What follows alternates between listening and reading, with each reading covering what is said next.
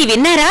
వర్ణంలోనే కాదు స్వర్ణంలో కూడా ఆషాఢం ఆఫర్లు సిఎంఆర్ జ్యువెలర్స్ లో ఆషాఢం గోల్డెన్ ఆఫర్ 916 బంగారు ఆభరణాల బిఏ ఛార్జీలపై ఫ్లాట్ 50% ఆఫ్. ప్రత్యేక కౌంటర్ లో 916 బంగారు ఆభరణాల బిఏ ఛార్జీలపై ఫ్లాట్ 25% ఆఫ్. డైమండ్ ఆభరణాల డైమండ్ ధరపై 15% డిస్కౌంట్. పాత బంగారం మార్పిడిపై 250 రూపాయలు అధికంగా పొందండి. సిల్వర్ ఆర్టికల్స్ పై no wastage, no making charge. సరికొత్త మోడల్స్ బంగారు ఆభరణాలు, antique jewellery, kundan jewellery, light weight బంగారు ఆభరణాలు, లేటెస్ట్ డిజైన్స్ అతి తక్కువ తరుగుతో అందించే నమ్మకమైన సంస్థ CMR jewellery, Tulasiram theatre, Kurnool road, Ongole.